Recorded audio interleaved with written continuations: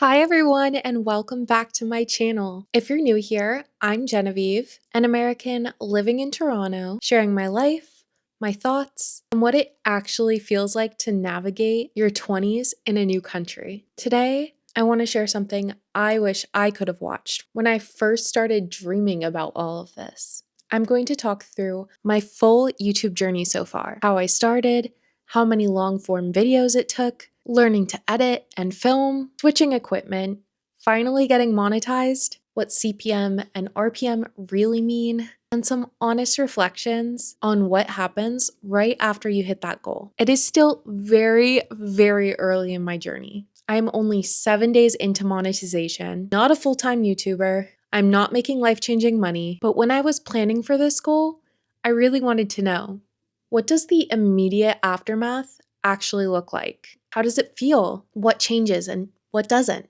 That's the video I'm making for you today. So let's go back to the beginning. Before there was a camera, before there was a channel, there was this big desire. I wanted to move abroad.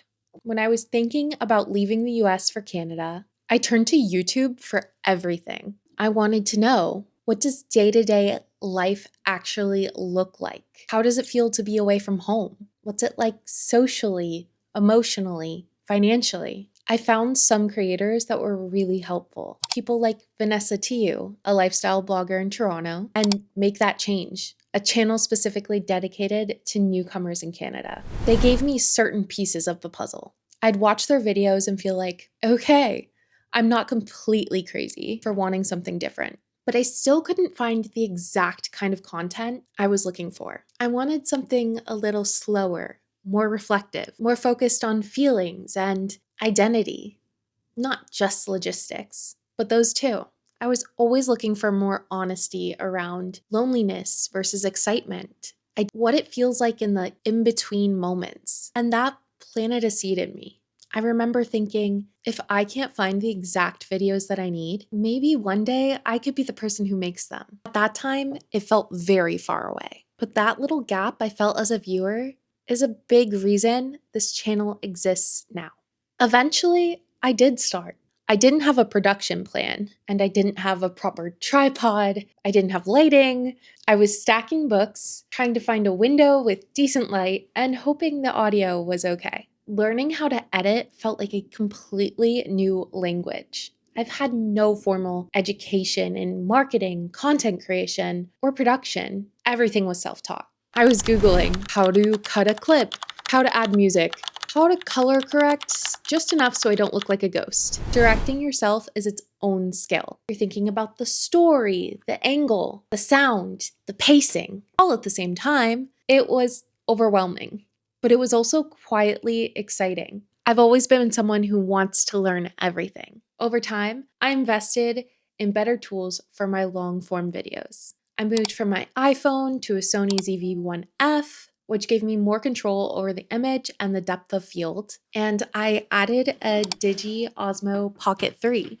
which makes walking shots, on-the-go footage, and even this video right now feel smoother and more intentional. But the biggest learning didn't come from equipment. It came from the simple act of uploading.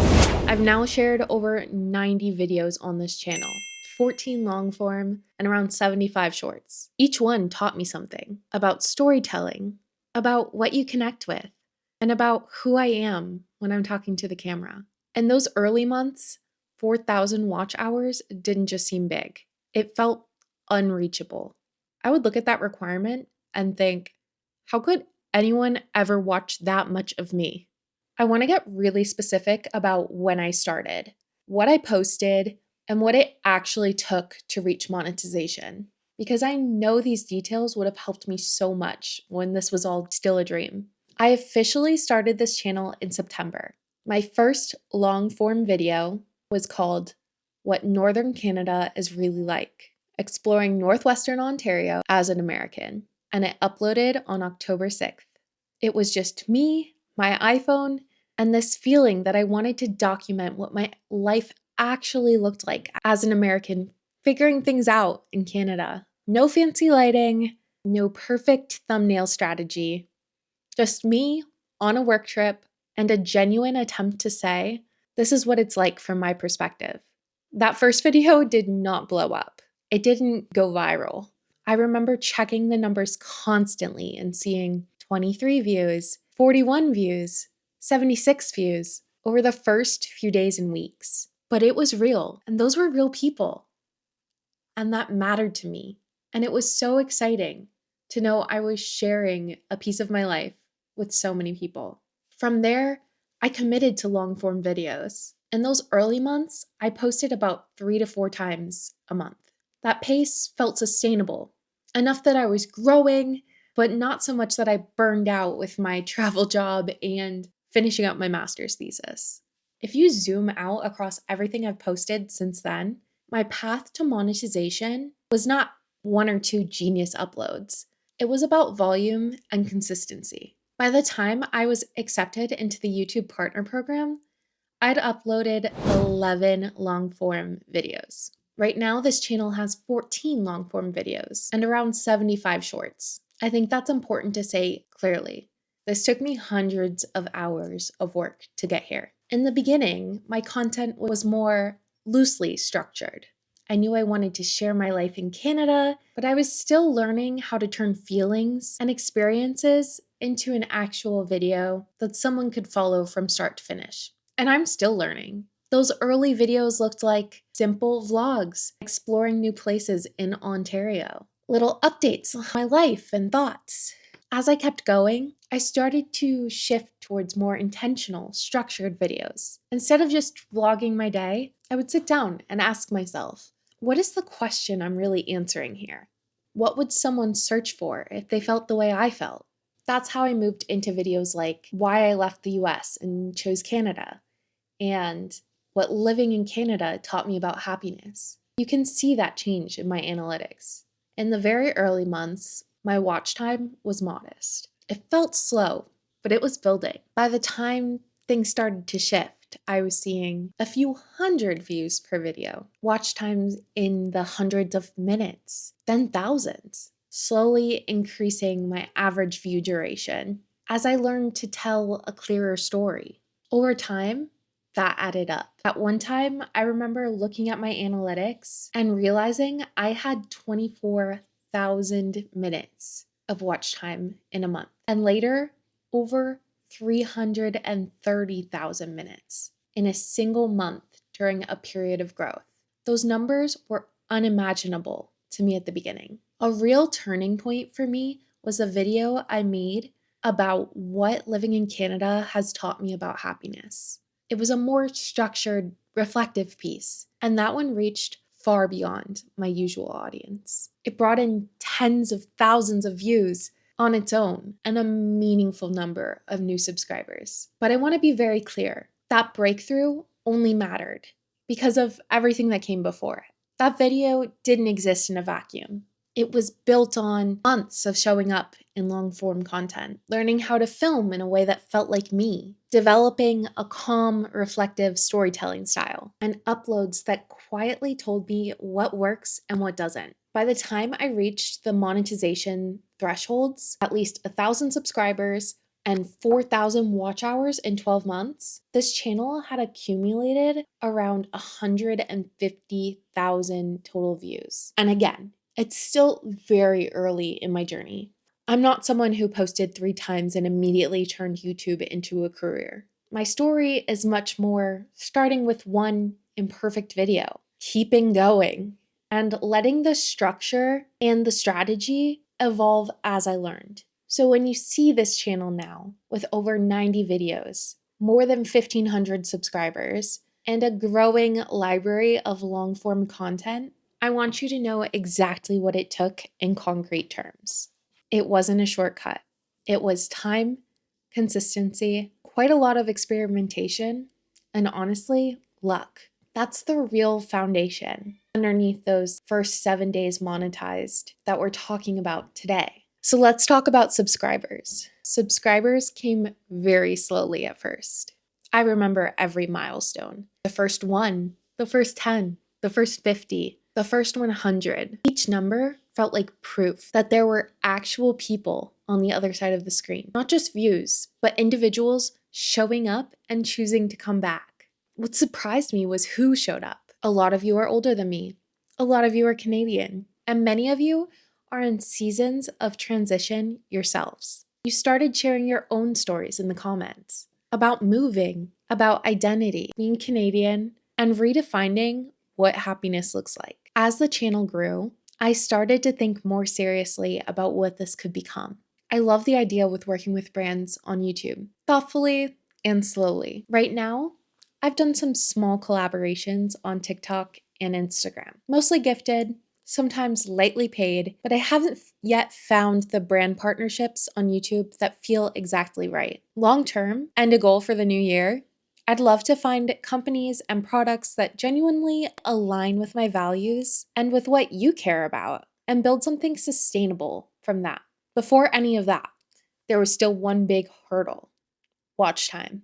The watch hours requirement is 4,000 hours in 12 months. That's 240,000 minutes of people watching your videos. For a long time, my watch hours grew very, very slowly. I would check my analytics and see tiny shifts: 40 hours, 120 hours, 300 hours.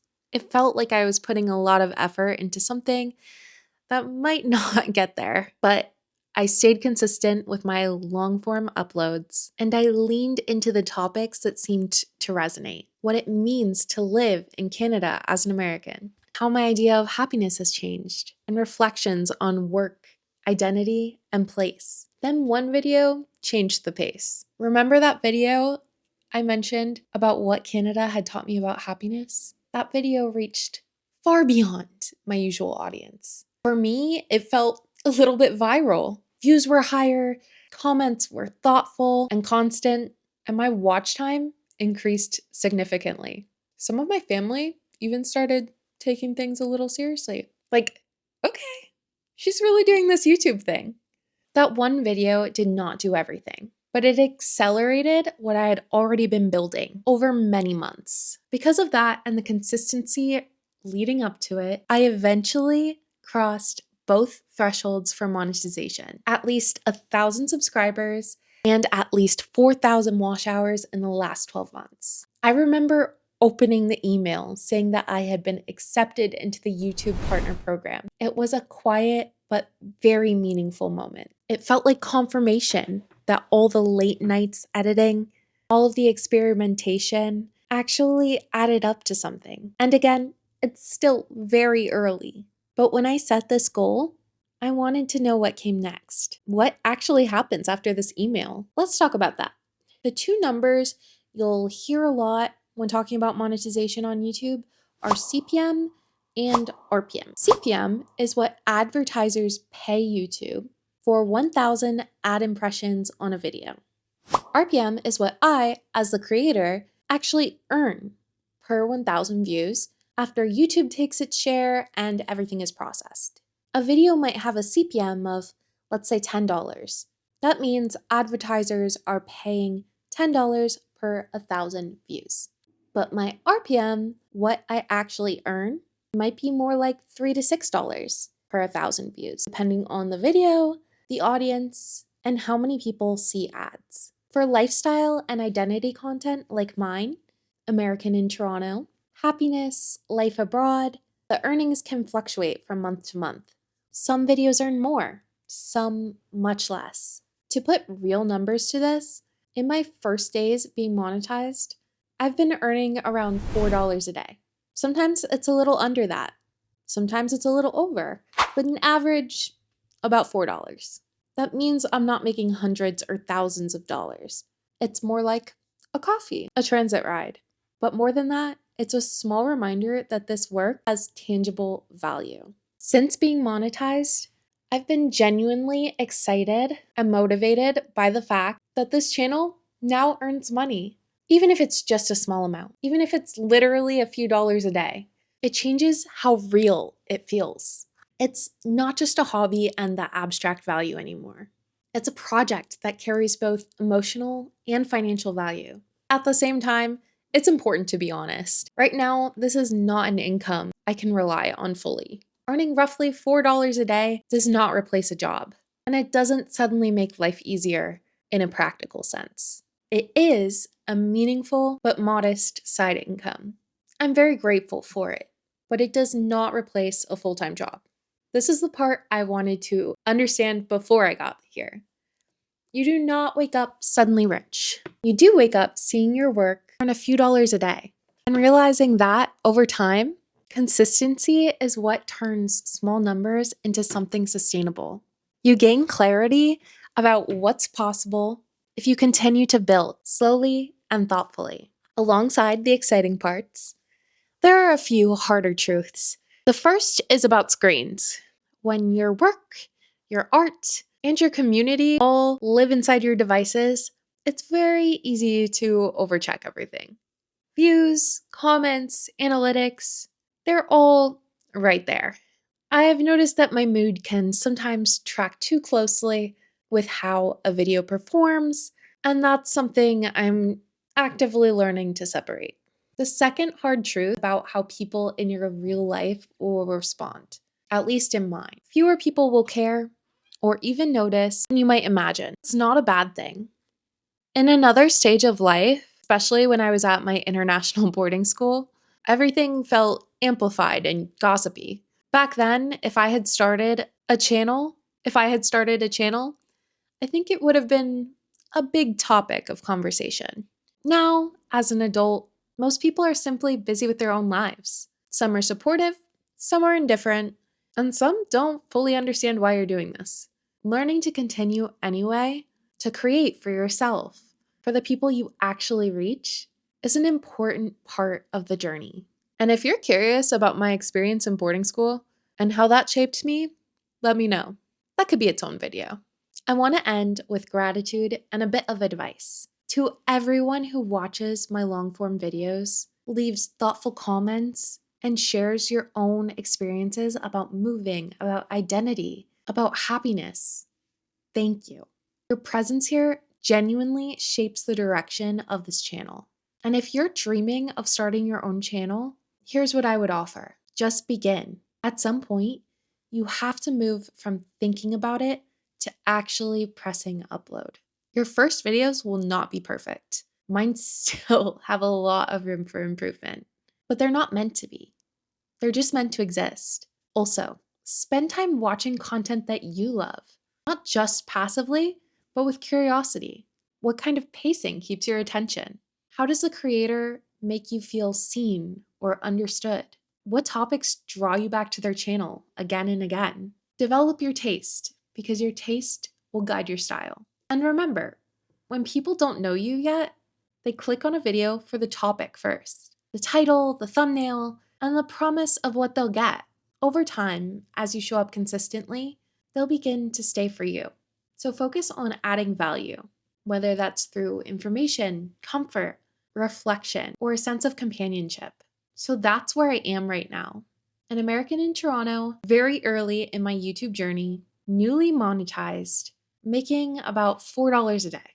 Still learning, still experimenting, and very grateful to be here with you. If there's anything I didn't cover that you'd like to know about monetization, moving abroad, or making this kind of content, leave a comment and I'll try to address it in a future video. Thank you for spending this time with me. I'll see you in the next one.